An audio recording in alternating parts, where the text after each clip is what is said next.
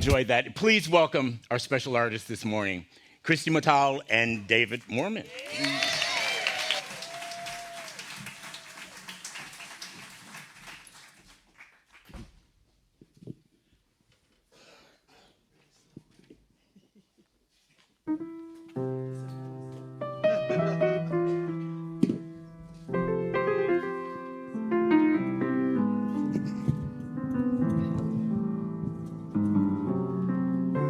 Good morning. Let's take that deep breath together.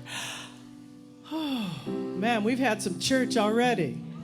It's only 11:30. Well, last fall, when I was talking with my dear brother Dave about scheduling and coming to sing in the new year, he said, well, why don't we think about doing a song together?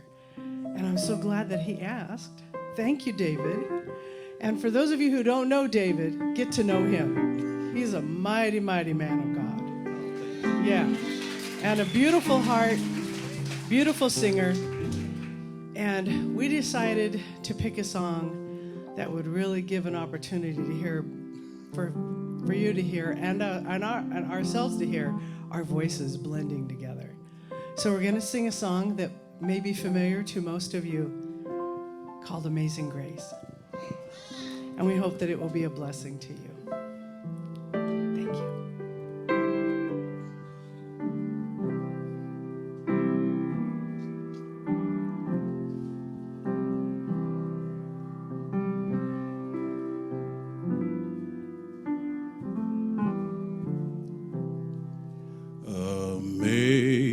Amazing grace, how sweet the sound that saved a soul like me.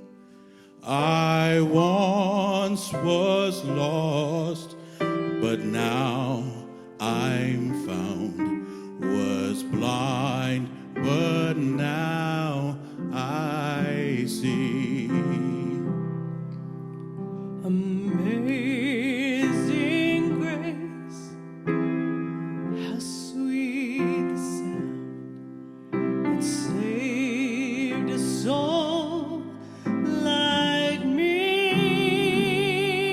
I once was lost, but now I'm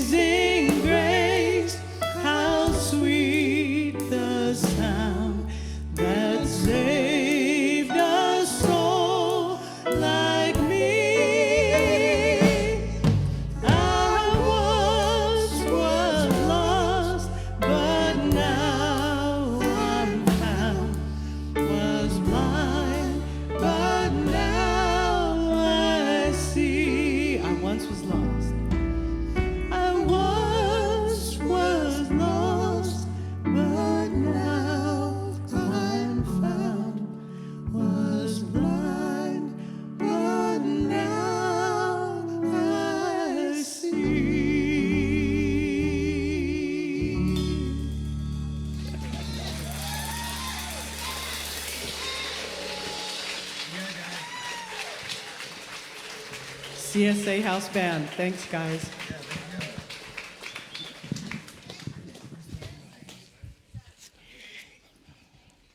Yes, we can sing Amazing Grace. But there ain't no wretches up in here, honey. We're souls. We're souls, not wretches. Be a wretch if you want to. Woo!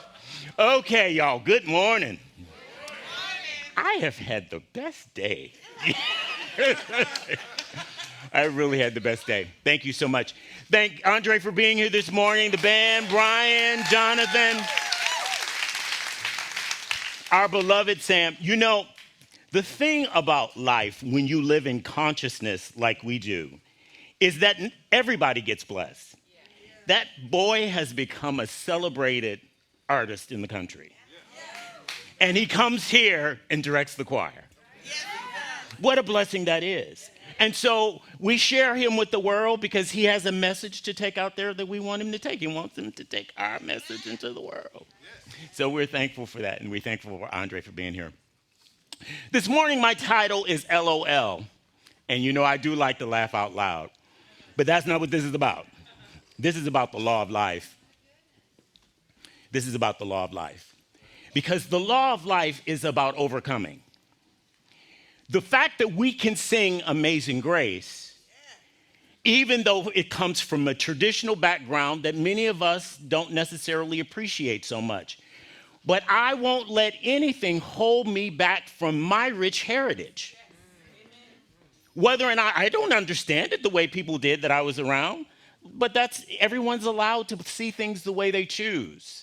But I'm thankful that I believe in this overcoming power that we can sing Amazing Grace and we can replace wretch with soul and go on and sing it. Because it's ours. I am not leaving anything out that blesses me. Nothing.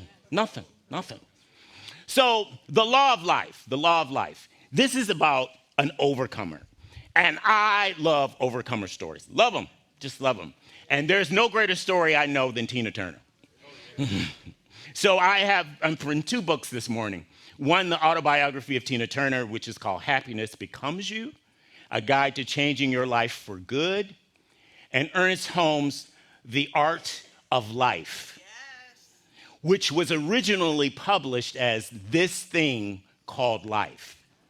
And for those of you that read Ernest often, there is another book, This Thing Called You. That's not this book. Just a little factoid. I think the publishers decided to change the name so that it would no longer be confused. The Art of Life. Now, our spiritual principle says it's the law of life that gives us the power to change poison into medicine. Poison into medicine. And when you think about overcoming, that's what you have to do. Your consciousness has to shift to a point where you change the poison in your life to medicine.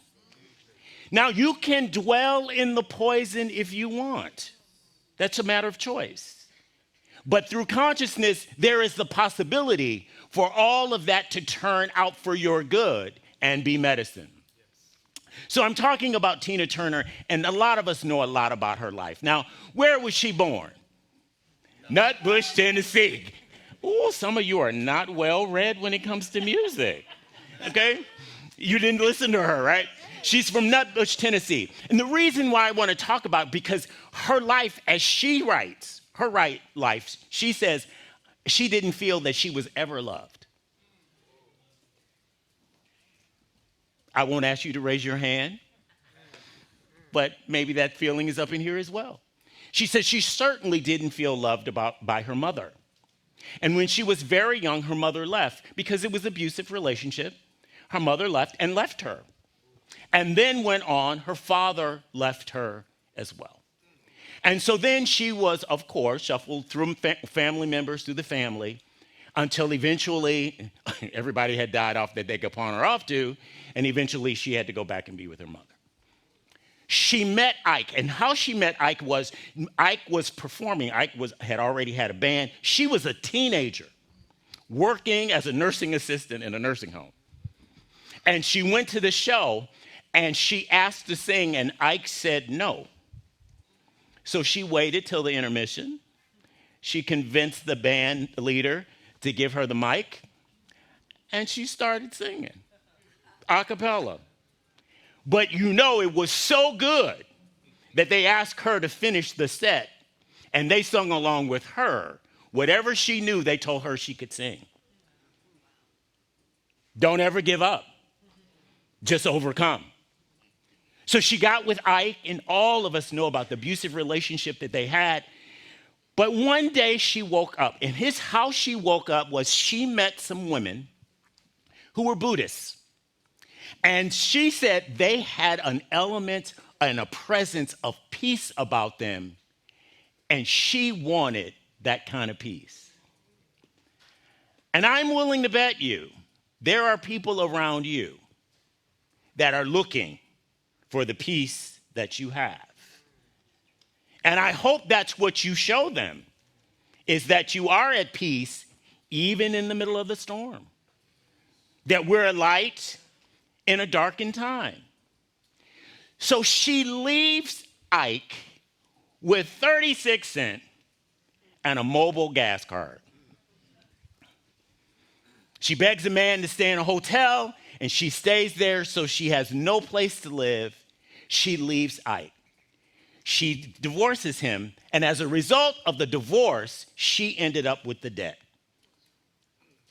How she ended up with the debt was she decided she wasn't going to be with Ike anymore, so when she divorced, she canceled all of the shows they had scheduled. And they all sued her for canceling the show. But sometimes your life can be so bad that you're willing to pay the cost just to get rid of them. And that's what she did. She paid the cost. 4 kids, 2 of them were Ike's. But again, the good-natured person who decides to do good things even in the midst of a dark time. So she says she was 42 years old, and she not only wanted a comeback, she needed a comeback. Sometimes our life pushes us to the point, despite what we want, it pushes us to the point of need. I want everybody to be healed. But there are some times when I need my healing, it must happen. Because it's a personal thing. And that's how it was. She's 42 years old. She said she's 42 years old, a black woman singing rock and roll. And this is her words, not mine. She said, and every other person she knew that was a star singing rock and roll was a white guy. She did not sing rhythm and blues. She sung rock and roll. She was the queen of rock and roll. Okay? So here is all of these obstacles, all of these challenges that she had to overcome. And fortunately, we know the good part of the story, right? That she overcame it all. She became a star in her own right, won every award imaginable, and had a story that blessed many women who were in abusive relationships to have the strength and the power to say, I'm not going to take this anymore. That there is something inside of me that lets me know I don't have to take it. And although it may be difficult and it may be challenging, I have decided that I am going to overcome. And that's what she did. She decided to overcome. And she describes her life as full of poison. Full of poison. But then she recognized that part of the problem in her life was how she thought about herself. See, we consciously are using the creative process all the time. It's always working. It doesn't rest. It is always there. And so as a result, there are things that manifest in our life that we consciously create. And then there's the things in life that we create that we unconsciously create because we don't recognize them. And they're most often associated with pain. And how you know this is the case is we have to look at our lives. The mirror of our life tells us how we think. Now, she is not responsible for Ike abusing her. Don't ever think it had nothing to do with her consciousness that she was abused by Ike. But how she felt about herself kept her there. And that's true for all of us. Once you get the knowledge and you forgive yourself, you also have to choose to overcome. You must be willing to change your thought. Here's why. Whatever you think up to now got you to where you are. And if you want to go further, you may have to change how you think. And when you change your thinking, you change your life. So she recognized, and she says this, she said she recognized that she had the power within herself, not within Ike, not within the audience, not with being famous, within herself. She had the power to transform her life. And you have the power to transform your life. I can't transform your life.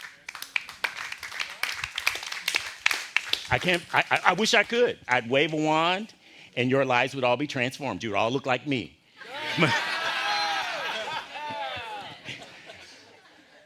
But you have to make that decision for yourself. And you know, there's this really fine line between being a victim and being victimized. Many of us have been victimized, but don't start thinking like a victim. Because if you start thinking like a victim, you are using the creative process by which to create that in your life. And she said she had to realize that part of the reason she was in the situation that she was in had to do with her thinking of low self-esteem, not feeling that she was ever loved by anyone. But she decided to overcome. Her way was chanting. And whatever spiritual practice you need to adopt for you to overcome, adopt it. Don't adopt mine. Maybe mine doesn't work for you. You know, I'll dance around the house until I feel it. You know, I feel it because that's just who I am. Somebody else wants to chant. Somebody else just meditates. Whatever your practice is, but make sure you have a practice that transforms you. And how do you know it transforms you? Because it gives you hope. It gives you hope when all of the world is going to hell around you, that you still have hope. When life is grim and dark and you still believe that you can overcome, because there is a spark within each one of us, is this seed of perfection which allows you to draw power from it, because we are always in the middle of infinite possibility. And because you are in the middle of infinite possibility, you don't have to do it on your own. You don't have to do it on your own. I don't know how I would get through life if I didn't have the Spirit. I don't know how. I don't know how. And here's the thing. Life will teach you that you need it. Life is just like that. Life is just one of those things. You can plan it all out. My parents raised me in a bubble, okay? I've told somebody this week, I have never had a childhood disease. Now, that's not a healthy thing to do, by the way, okay? But my parents were totally protective that nothing was going to touch me. So totally protected. But there's some stories I could tell them that would curl their hair too. Things that I would never tell them. Because no matter how well you plan, life shows up. And when life shows up, how do we show up? Are you going to use your overcoming power to overcome the circumstances of your life? Or are you just are you just willing to learn to live the way your life is? There's no judgment here. Guess what? It's all up to you.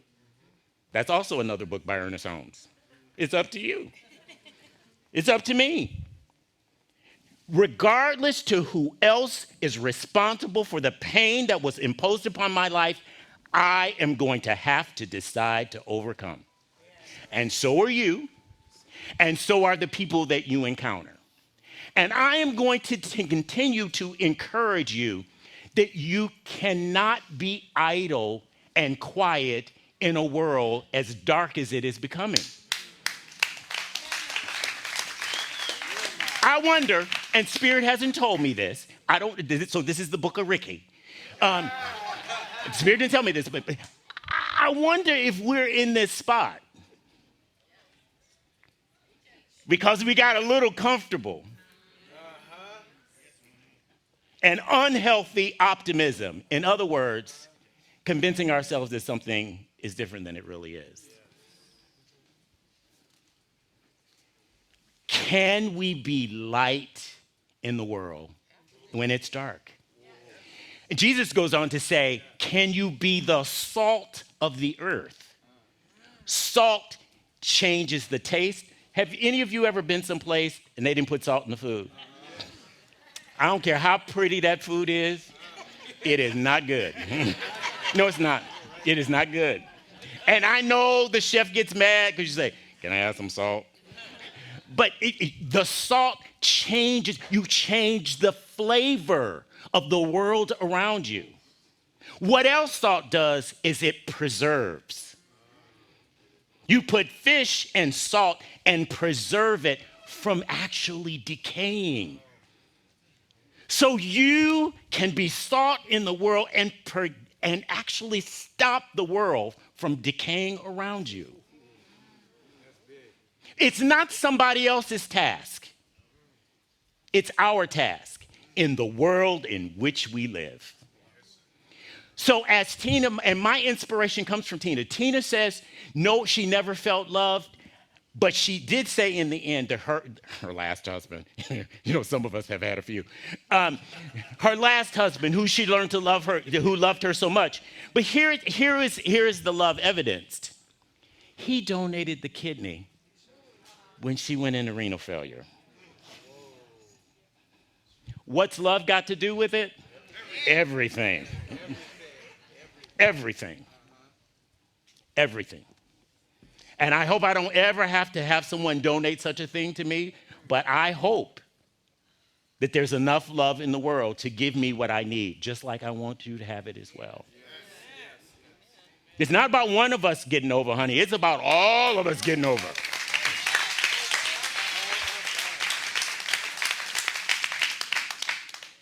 So she went from 36 cents, 35 cents, 34 cents, I don't remember. One of them, it was 30 plus, I'll put it that way. That when she left this side and went through the veil, she left $250 million. And I keep trying to sing Proud Mary like her. I keep trying. And we want to look and say, but she was special. Don't die with 250 million, just die with 100. It's good. My point here is don't give up on your dream.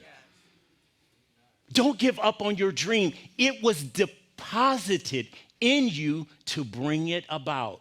You know as well as I do, some of the crazy stuff we think of, we go, there ain't no way in the world this is going to happen. Sometimes life will surprise you. And as I shared with my class recently, often, if we could see, even though we have a dream in front of us, if we really saw what was going to materialize, it would scare you. The Spirit had to build me up to the point of where I am today.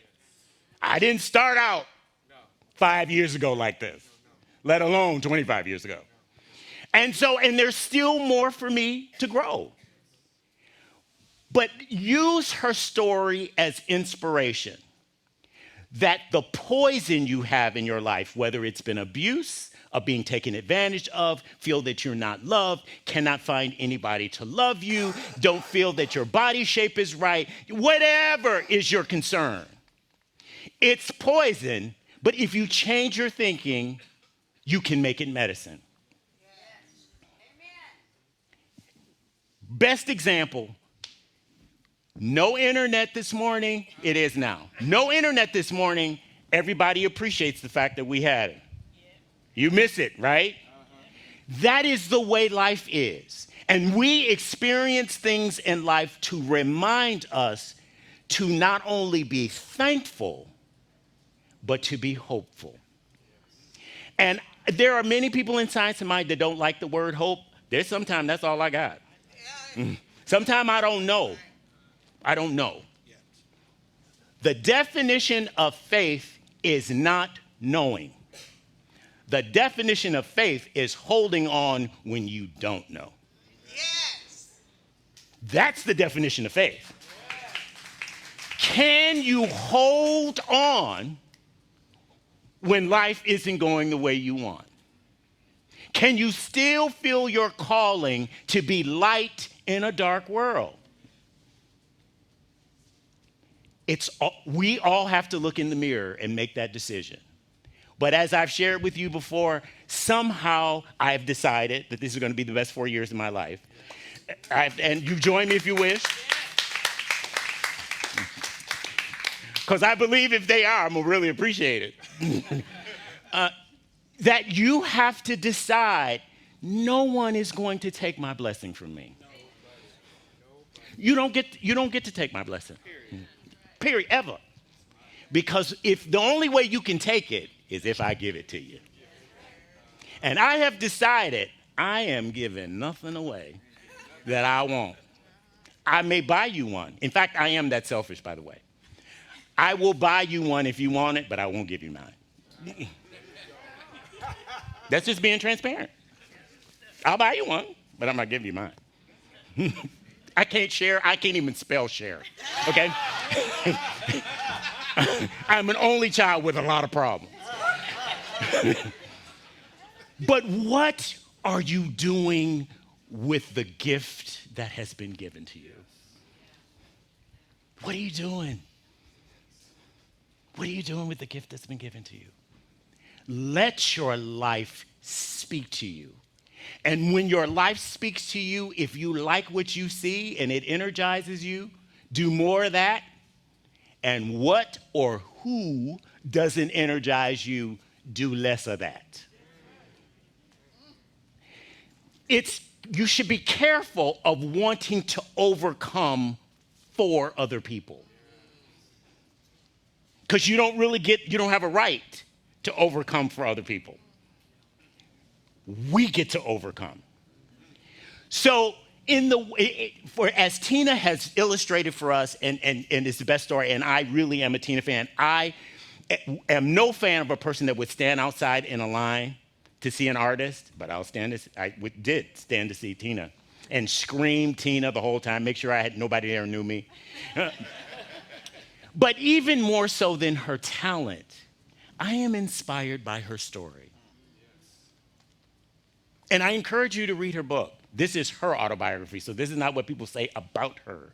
This is what she says. It's also some of the best teaching on Buddhism I think I've ever read for the American audience. So I leave it with you. The law of life dwells within you. It is the creative power that allows you to manifest the co-creative process in your life.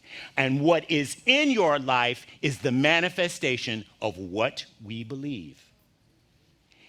If it's working for you, do more of it. If it's not, change your thinking and change your life. And so it is.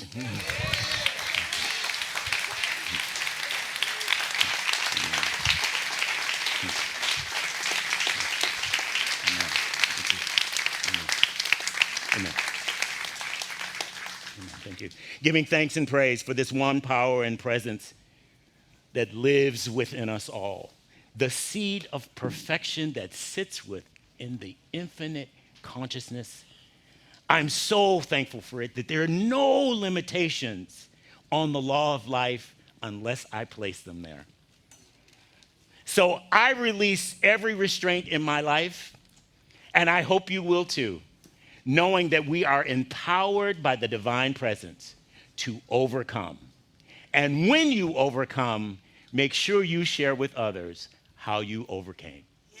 And so it is. So it is. Amen. It's time for our offering. Thank you for your generosity to this community. You make all of this possible. You make all of this possible, and we're so thank you for it. We thank you so much for it. My money is God in action. I send it forth to bless and to prosper all who come in contact with it. And so it is. And please welcome back Christy. Rick, thank you, Reverend Rick. Inspiring as always. So do you ever feel like life gets a little too busy? And you feel like you want to slow down? Okay. Well, sometimes when I attend the 11 a.m. service, which I love for all that it is, all of the energy and the music and everything, I usually attend the 9 o'clock. So when I come to the 11 o'clock, people say, "Where have you been?" And I said, "Well, I go to the 9 o'clock. It's almost like two different churches in a way." Wouldn't you say, Reverend Rick? Yeah, exactly. So if some of you are looking to, what was that? Oh, I love them both. I do too. Love them both. But if some of you are looking for a little slower experience, I invite you on occasion, or maybe just once this year, to come to the 9 o'clock service. It's a little bit contemplative, a little bit slower. So just a thought. So this song that we'd like to share is a fervent prayer to Spirit, and it's called "Help Me Slow Down," and we hope that, and we know it will be a blessing to you. Thank you.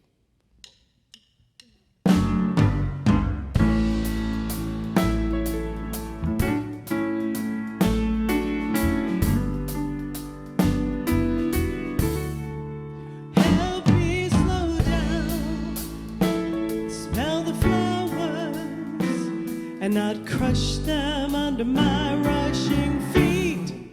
Help me slow down, see the people in my world, and help those in need.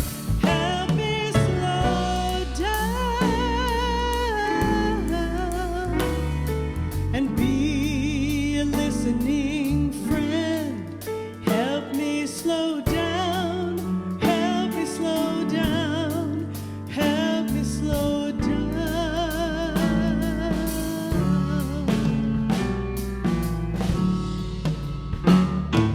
I pray that I would touch the lives of everyone I meet. Oh, I hope and pray it's not too late to realize time is slipping under my feet. For this gift of life is precious, and yet I still fear I may rush my way through this life and not get anywhere. Help me slow down, see the miracles in each and every day.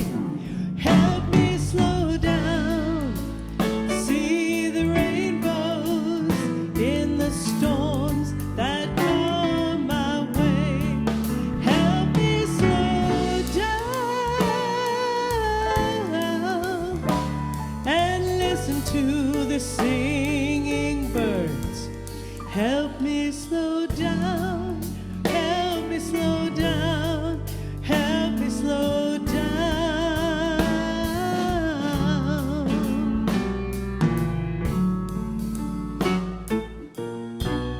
Each of us is given 24 golden hours each day. We all want to make a difference in the world our own way. Oh, I want to open wide my heart. I want to give all I can give. So when my time on earth is over, they'll say it was a life well lived. Help me slow down, think a loving thought, and say a kind prayer every day. Help me slow down, see those struggling, and help them along their way. Help me slow down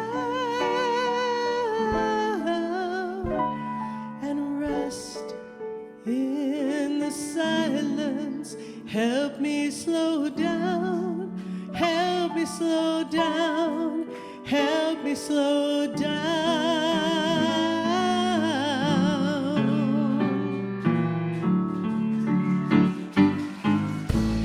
Down and smell the flowers and not crush them under my rushing feet.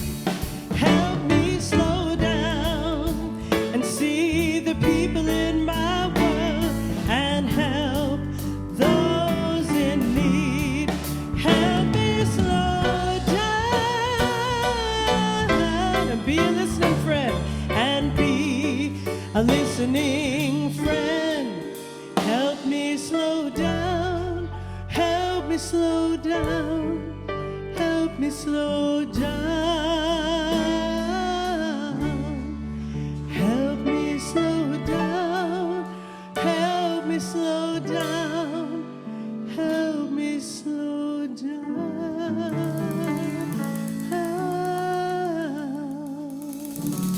Amen. Thank you. Thank you. See you, say that.